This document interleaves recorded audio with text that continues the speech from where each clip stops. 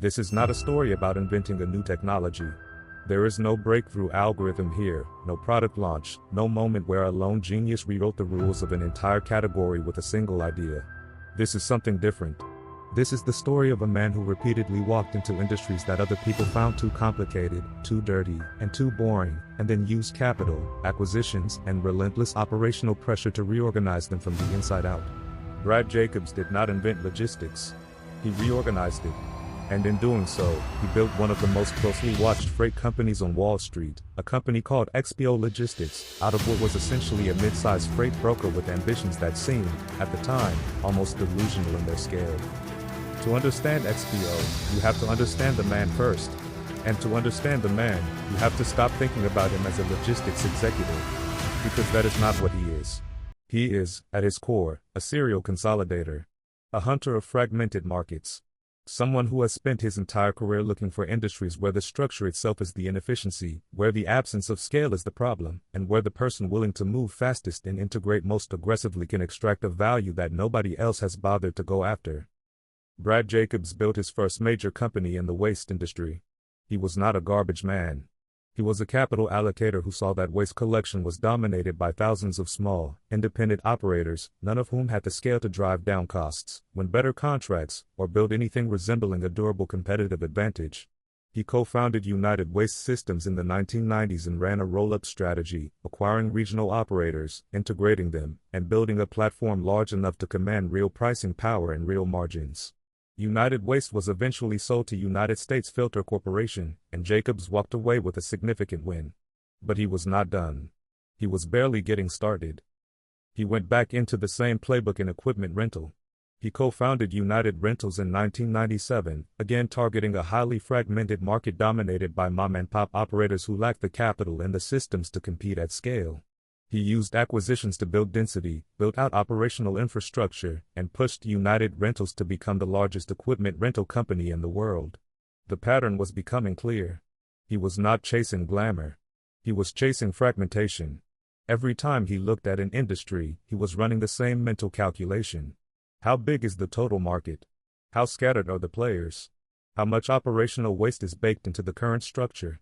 And how much value could you unlock by consolidating it aggressively and running it with real discipline? By the time he turned his attention to freight logistics in 2011, he had already proven the model twice. He was not guessing. He had a framework that had worked at scale, and he was looking for the largest possible version of the opportunity he could find.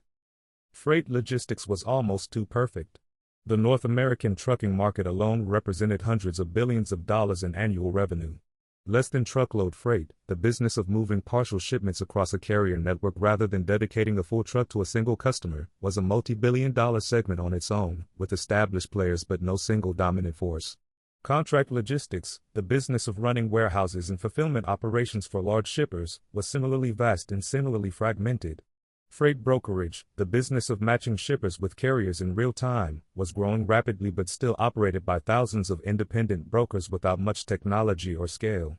Last-mile delivery, getting packages from distribution centers to front doors, was becoming increasingly critical as e-commerce expanded, but remained operationally chaotic.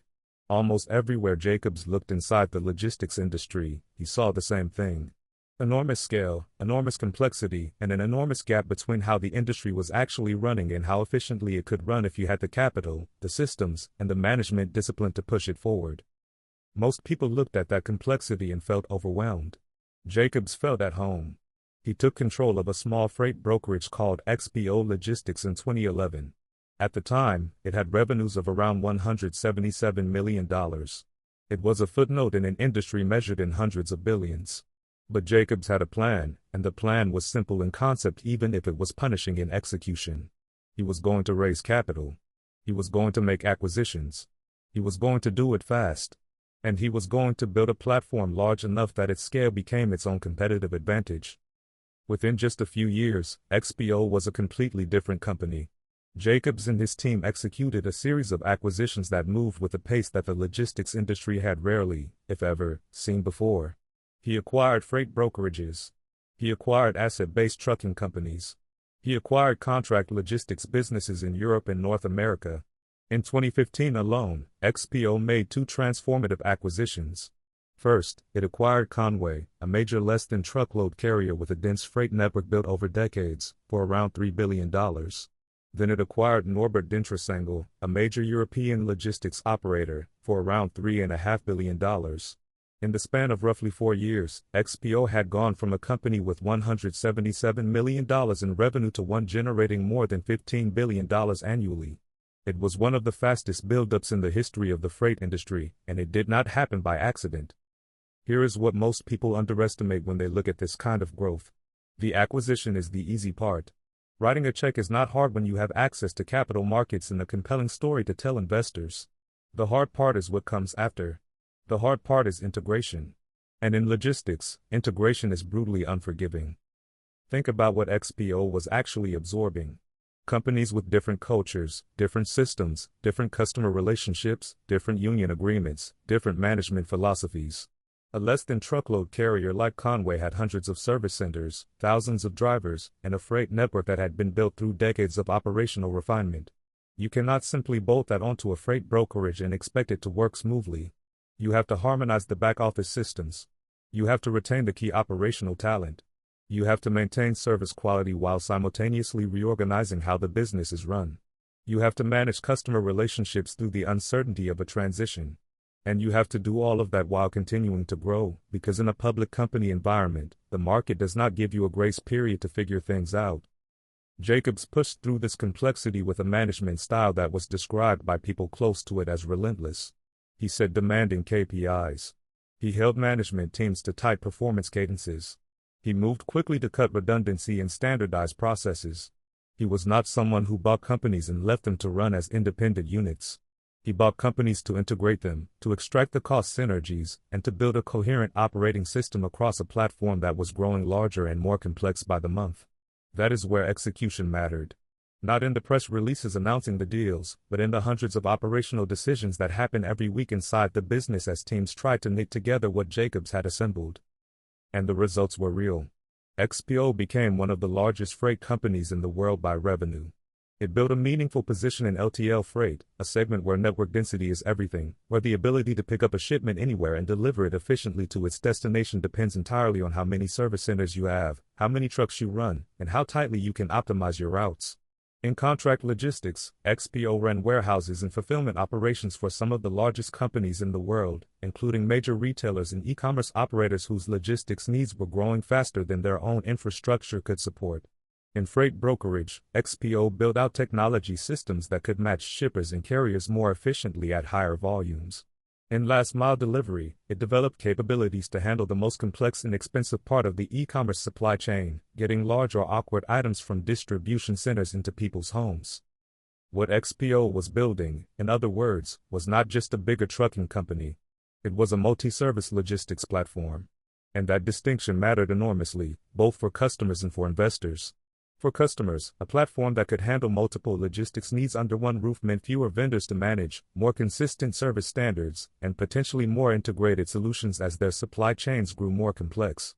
For investors, a platform meant the possibility of cross-selling services across a large customer base, driving revenue growth without purely depending on the acquisition engine.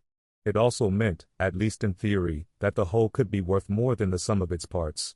In a business where most people saw trucks and warehouses, Jacobs saw a platform. But this is also where the story gets more complicated. Because the market that loved the XPO growth narrative in the early years eventually started asking harder questions. Fast growth funded by aggressive acquisition always generates a version of the same set of concerns. How much of the growth is real organic improvement versus financial engineering? When does the acquisition machine need to slow down, and what does the underlying business look like when it does? Is the complexity of managing a company with dozens of acquired businesses across multiple continents a source of competitive strength, or is it a risk that compounds quietly until something breaks? XPO faced these questions directly.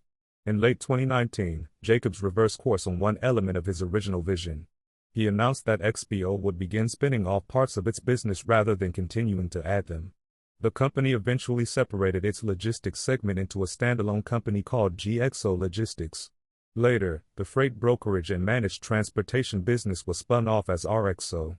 What had been built as an integrated platform was being broken back down into focused businesses.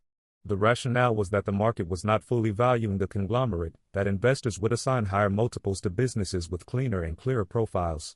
It was a strategic reversal that raised legitimate questions about whether the integrated platform thesis had fully delivered on its original promise. This is the tension that defines the XPO story, and it is worth sitting with rather than resolving too quickly. Jacobs created enormous value over the course of his run at XPO. He took a company worth almost nothing and scaled it to a position of genuine industry significance. He introduced operational discipline and technology investment into parts of the freight industry that had been running on paper-based systems for decades. He demonstrated that large-scale consolidation in logistics was achievable and that it could generate real improvements in service capability and cost structure. All of that is real. At the same time, the platform that was supposed to be more than the sum of its parts eventually got disaggregated. The market's verdict on the integrated model was, at minimum, ambiguous. And that ambiguity is actually what makes this case worth studying. Because Brad Jacobs is not a simple hero or a cautionary tale. He is something more complicated and more instructive than either of those narratives. He is someone who understood, more clearly than almost anyone in his generation, that organizational structure is itself a source of competitive advantage. That an industry's fragmentation is not just a description of its current state but an invitation to anyone willing to accept the complexity of consolidating it. That telling a compelling capital story and actually building operational capability are not mutually exclusive, but they do require different skills, and the gap between them is where most people who try this kind of strategy end up failing. His core capabilities were distinctive and they deserve to be understood clearly. First, his ability to read industry structure. He was not looking for the flashiest markets. He was looking for the biggest fragmented ones, markets where scale had not yet been fully exploited and where a disciplined aggregator could generate returns that organic growth alone could never produce. Second, his ability to raise capital and maintain investor confidence through periods of heavy investment and operational complexity. Building a company through acquisitions requires the market to believe in a future state that does not yet exist, and sustaining that belief while execution is still in progress is genuinely difficult. Third, his operational intensity. He was not a financial engineer who bought and flipped. He built management systems, pushed integration aggressively, and demanded performance from the organizations he absorbed. And fourth, his willingness to make very large bets on his own conviction and to move at a pace that most operators would find uncomfortable. Those capabilities are not easy to replicate. This is a high-leverage, high-speed, high-complexity playbook, and it requires a particular kind of leader to execute it, someone with high confidence in their own judgment, high tolerance for organizational chaos in the short term, and high ability to maintain focus on a long-term structural outcome while managing short-term pressure from markets, employees, and customers simultaneously. Not many people have all of those things at once. What Jacobs leaves behind is not just XPO, or GXO, or RXO. It is a proof of concept. He showed that logistics, the industry that everyone agrees is essential but that few investors historically found exciting, could be a venue for serious wealth creation and genuine competitive transformation. He showed that the most valuable companies in traditional industries are not always the ones that invent a new product, but sometimes the ones that build a better organizational architecture around an existing set of services. And that is the part of this story worth remembering long after the quarterly earnings calls and the spin-off announcements fade from memory.